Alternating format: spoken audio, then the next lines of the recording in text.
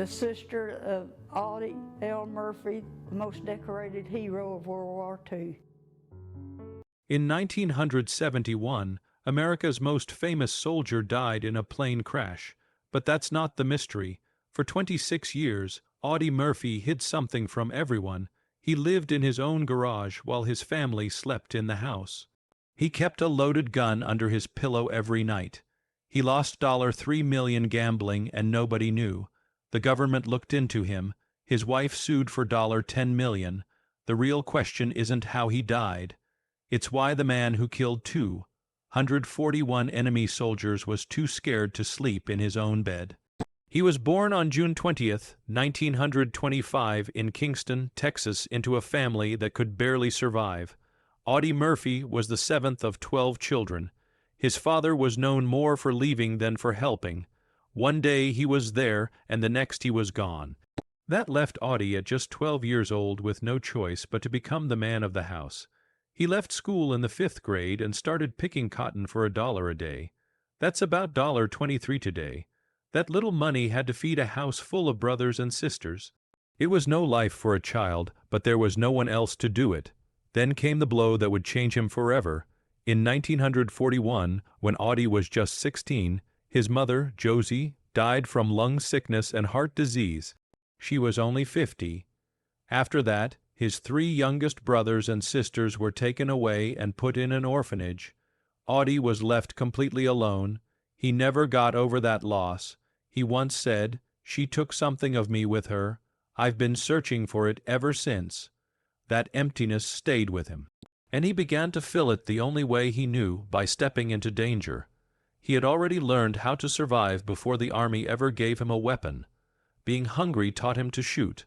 With only a few bullets, every shot had to count. If he missed, his brothers and sisters didn't eat. He hunted rabbits and squirrels with a slingshot and a borrowed rifle. A neighbor once said Audie never missed. His aim was so good, it became the one thing in his life he could control. Later, that same skill would make him one of the most dangerous soldiers of World War II.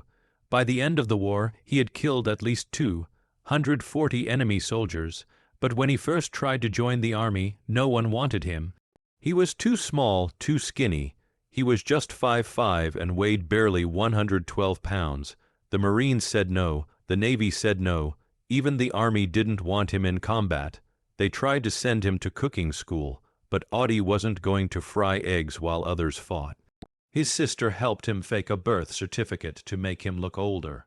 Finally, the Army gave in. On June 30th, 1942, he joined up. He was only 17. The war gave him something to aim at, and something to let out the pain he had kept inside for years. His first kills happened in Sicily in July 1943. 2 Italian officers on horseback tried to escape. Audie shot both with 2 clean shots. He was 18. That same week, he caught malaria, but still kept fighting. The disease came back again and again during the war. Each time he refused to stay in the hospital for long. He always went back to the front. At Anzio, Italy, in early 1944, he walked into hell. The beach turned into a place where people died. Thousands died. Audie called it a place where you felt like you were running from death. You knew your time would come soon. On March 2nd, he crawled through enemy fire, got close to a German tank, and took it out with rifle grenades all by himself. That act got him a Bronze Star, but more than medals, it showed something deeper. He had stopped being afraid, but no moment hurt him like the death of his best friend, Laddie Tipton. They were fighting in France near a vineyard. 2 Germans waved a white flag, pretending to give up. Tipton stepped forward. They shot him down in an instant. Something broke inside Audie. He charged the German position alone, took their machine gun, killed 6, wounded 2, captured the rest. He didn't stop firing until no one moved. He later wrote, "I do not stop firing while there is a bit of life left in them." That wasn't just getting back at them. It was sadness, anger, and trying to stay alive all in one. As the war went on, Audie changed. While others got tired, he got stronger. Bullets didn't scare him anymore. Officers said he could tell danger better than anyone. Soldiers around him respected him, but they also feared him. He didn't talk much, hardly got mail. He was no longer just a soldier. He had become something else, something colder. When the army offered to make him an officer, he said no. He didn't want to leave his men behind. He even said no to a promotion because he didn't want to make his tired unit do drills. Malaria came back again. He was in the hospital several times, once in Sicily, once in Naples, again in March 1944, but he kept going back to the fight. On May 8, 1944, he and 60 men from Company B got the Combat Infantryman Badge. It was an honor for those who had been in the worst fighting, but for Audie, no badge could fix what the war had taken. On January 26, 1945, near a small French village called Holtzwihr, a 19-year-old soldier named Audie Murphy stood between death and his countrymen. His unit, Company B, was almost wiped out. Just a day earlier, 102 out of 120 men had been lost. Only 18 were left standing, and now they were facing 6 German tanks and 250 enemy soldiers. The ground was frozen. They couldn't even dig trenches. There was nowhere to hide, no backup, no real hope. Still, Murphy said no to retreating. Then came the moment that should have ended everything. A German shell hit the M10 tank destroyer right next to Murphy's position. It exploded in flames. The crew left it. The fire was rising fast. Any smart person would have run, but Murphy climbed on top of it. With fire under his feet, he grabbed the .50 caliber machine gun mounted on the tank and started shooting. He didn't stop. The Germans fired from 3 sides. Bullets rained down, but Murphy stayed put. His leg was hit by metal pieces. He kept firing. He held a field radio in one hand, calling in artillery strikes, and worked the machine gun with the other. For 1 full hour, 60 minutes, he fought alone, directing bombs, cutting down enemy soldiers, watching them get as close as 10 yards before he opened fire. One of his men, Private Anthony Abramsky, watched in shock. He said, "I expected to see the whole damn tank destroyer blow up under him any minute, but it never did." By the time the smoke cleared, Murphy had killed or wounded around 50 German soldiers. He turned back an entire enemy attack almost by himself. The tanks had to retreat once their foot soldiers were wiped out. His own men were stunned. They thought they had just watched him die, but instead they saw something else. Something that didn't seem human. Murphy was wounded, tired, and covered in blood. But when his men moved forward to finish the fight, he joined them, not from behind, from the front. Abramsky later called it the greatest show of guts and courage I have ever seen. By the time he turned 21, Audie Murphy had done something no one else in American history had ever done. He had earned 33 U.S. military medals, not over a lifetime. Just during World War II, every combat bravery award available at the time. He had them all: the Medal of Honor, the Distinguished Service Cross, 2 Silver Stars, 2 Bronze Stars, 3 Purple Hearts. He even had the Legion of Merit. That's not even counting the campaign ribbons with multiple battle stars or the foreign medals from France and Belgium. The French called him a Knight of the Legion of Honor. They gave him 2 Croix de Guerre medals. Belgium gave him the Croix de Guerre 1940 Palm, but he didn't show these off. He gave many away. The replacements are now in a museum in Dallas. Then there's the number that followed him forever, 241. That's how many enemy soldiers the U.S. Army said Murphy killed. Other guesses go even higher. Some say up to 250, including those killed by artillery he called in. But Murphy didn't want to talk about it. When a reporter asked how they came up with the number, he just said, "I don't know how they know. I didn't keep count. I don't want to know." Another time, someone asked him what it felt like to have killed that many people. He replied, it didn't feel either way. Feeling wasn't something you could do in the infantry. He never bragged about it. If anything, it weighed on him. He once said, "The only thing I've ever found I was any good at was war, which is a terrible thing." Everything changed when Life magazine put his face on the cover on July 16, 1945. That photo of a young, freckled 21-year-old Texan made him famous right away. When James Cagney saw Audie Murphy on the cover of Life magazine in July 1945, he saw more than a war hero. He saw potential. The photo labeled Murphy the most decorated soldier, and it struck a chord with Cagney. He brought Murphy to Hollywood, signed him to his production company, and promised a new life in the movies. But things quickly fell apart. Even with the contract, the Cagney brothers never gave Murphy a single role. A fight ended their deal in 1947. Murphy, now stuck in Hollywood, lived at Terry Hunt's athletic club. He didn't feel like he belonged. He once said the film business felt fake, plastic, nothing like the battlefield. In 1948, things finally started moving. He got a small part in Texas, Brooklyn, and Heaven for just $500, about $700 in today's money. That role wasn't glamorous, but it was the beginning. Over the next 2 decades, Murphy appeared in more than 40 films and 1 television series. But behind the screen, he was quietly miserable. He never believed he had what it took. Just before his death, he told a reporter from San Antonio, "I had one problem as an actor. I had no talent." He said it with complete honesty. "I told directors that they knew I made the same movie 20 times. It was easy, but it wasn't any good." His words cut through the Hollywood glitter like a knife.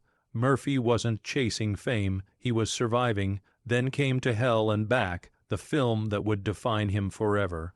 Released in 1955, it was based on his own autobiography. But Murphy didn't want to play himself. He thought the public would think he was making money off his war record. He even suggested Tony Curtis for the lead. But no one else could do it justice. The process nearly broke him. Director Jesse Hibbs noticed a big difference. In westerns, Murphy followed orders, but in this film, he became obsessed with every detail. He told the painters how to color craters so they looked freshly blasted. He checked every soldier's uniform. He told the special effects team exactly how explosions should look because he'd seen them in real life. Still, he hated how Hollywood cleaned it all up. He remembered the Battle of Anzio in pouring rain. On screen it was sunshine. The Calmer Pocket had been fought in snow and mud, but in the film it looked too clean, too easy, and that disconnect ate away at him. The public loved it. To Hell and Back became Universal Studios' highest-earning film. It held that title for 20 years until Jaws came along in 1975. There was no romance, no glamorous love story, just one man's war, and still it made millions.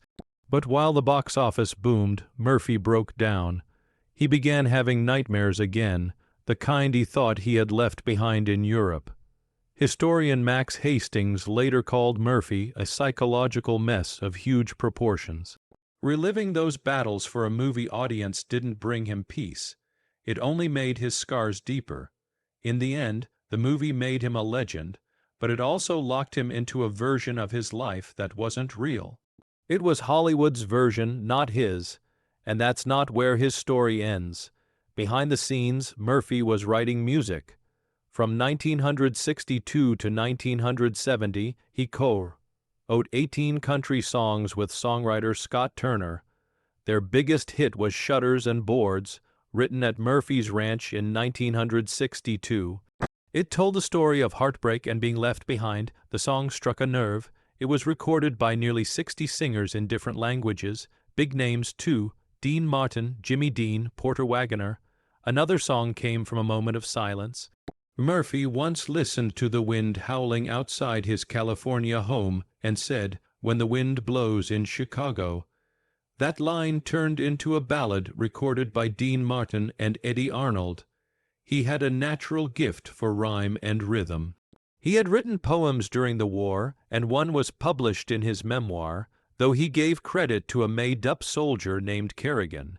Audie Murphy was a war hero, a movie star, and a symbol of American courage. But behind the cameras and medals, His life was filled with heartbreak, addiction, and emotional chaos that most people never saw. In 1949, he married rising actress Wanda Hendricks.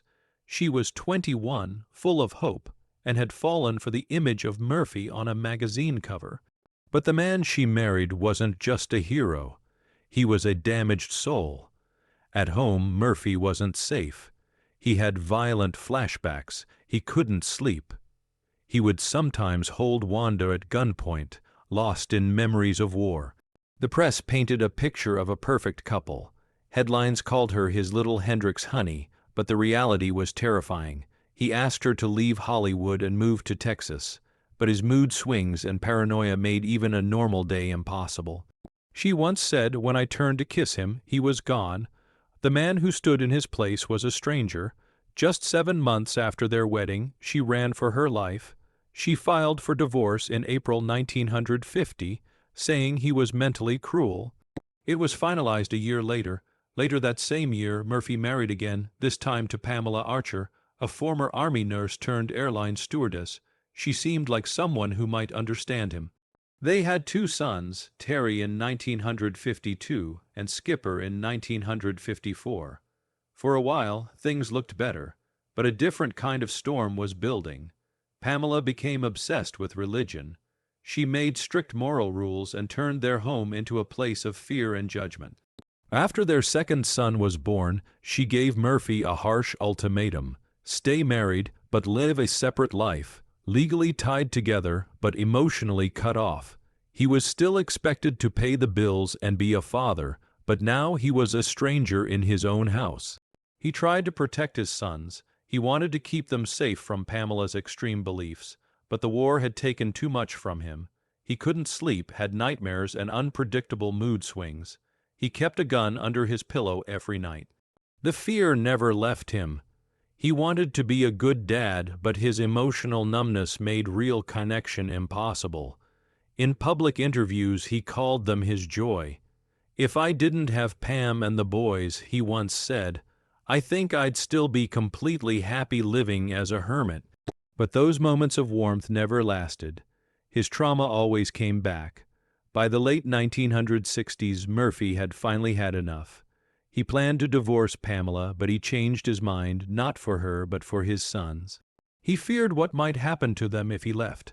So he stayed, not in the house, but in the garage. He turned it into a living space and lived there secretly. The outside world thought the family was whole. But inside that house, Murphy was kicked out. "People didn't know I was living in the garage," he admitted in 1971. He tried to stay close to his kids, but he was only a ghost in their lives. Just before he died, he was talking to divorce lawyers. But time ran out. Murphy's inner battles didn't just ruin his home life. They destroyed his money, too. His gambling addiction cost him everything. He lost about $3 million, more than $20 million today. It wasn't casual. He would bet 5 or 6 figures at a time. He chased that rush, maybe trying to recreate the excitement of combat. He said no to promoting alcohol or cigarettes because he didn't want to mislead young fans. But behind closed doors, he was losing everything to an addiction he couldn't control. His PTSD wasn't just mental. It pushed him into a dangerous need for sleeping pills. He relied on a sedative called Placidil to shut off the nightmares. He started taking pills just 2 years after the war ended. The addiction became so bad that in the mid-1960s he locked himself in a hotel room alone for a week to break it. He went through it all, sweating, shaking, maybe even seeing things because he wanted to be free of it. He nearly died doing it, but that's how desperate he was to get control of his life. Still, the fear never left. He slept every night with a loaded .45 caliber gun under his pillow. It was a gift from Gary Cooper, the Western film legend. But Murphy didn't see it as a souvenir. It was protection. His first wife had once woken up with it pointed at her face.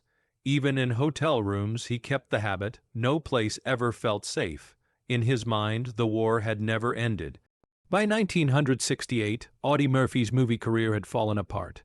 Just a few years earlier, he was one of Hollywood's biggest stars. He used to earn $100,000 per film, but now he was being offered as little as $20,000.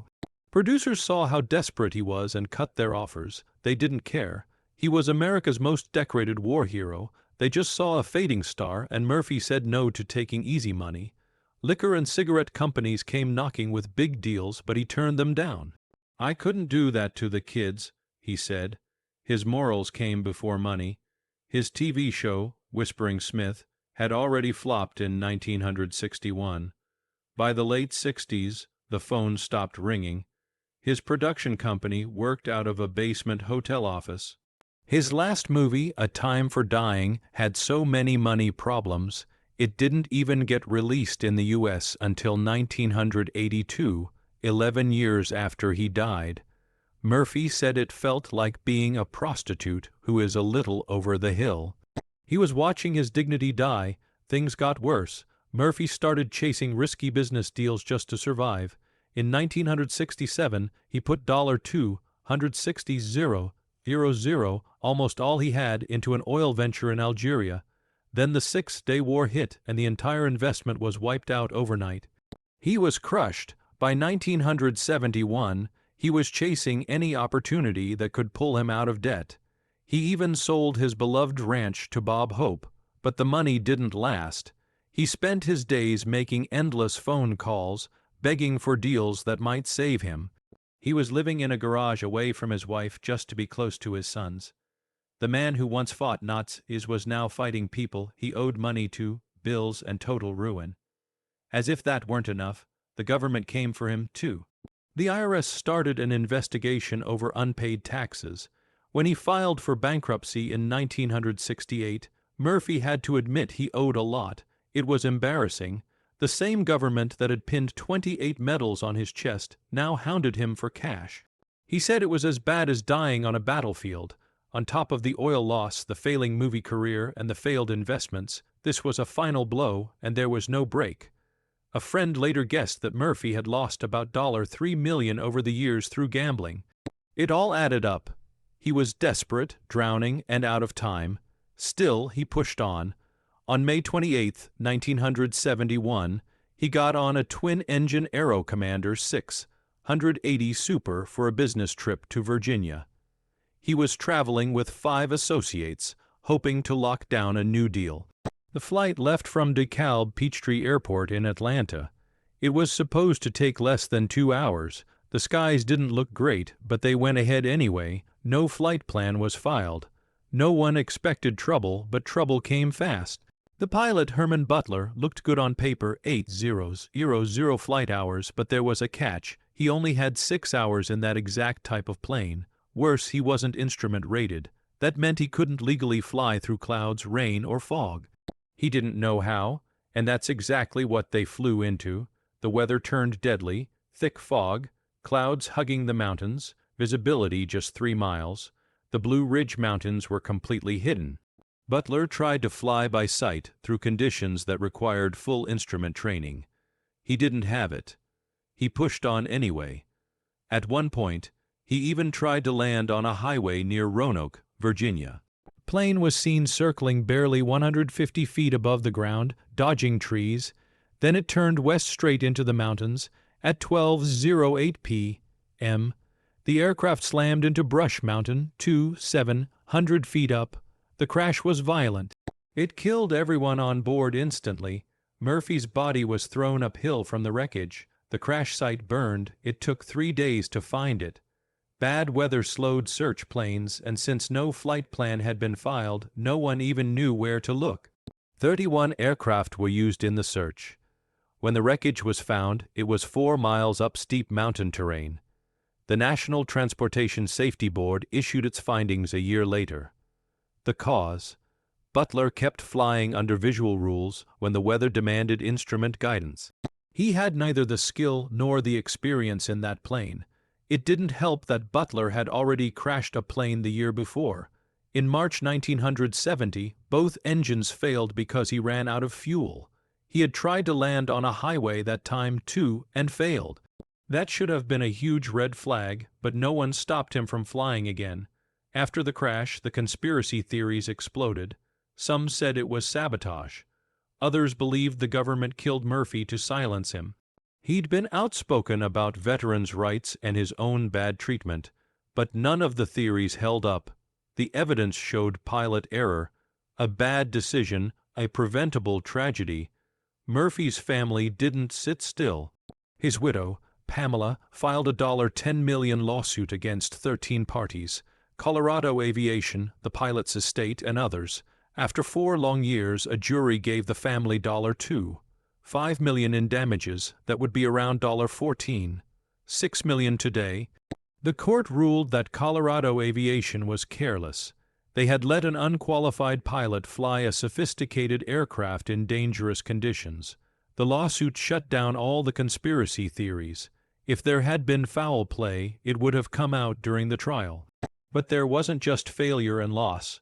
Murphy was buried on June 7, 1971, at Arlington National Cemetery. He asked for no special treatment, no golden headstone, just the plain white marker that every soldier gets.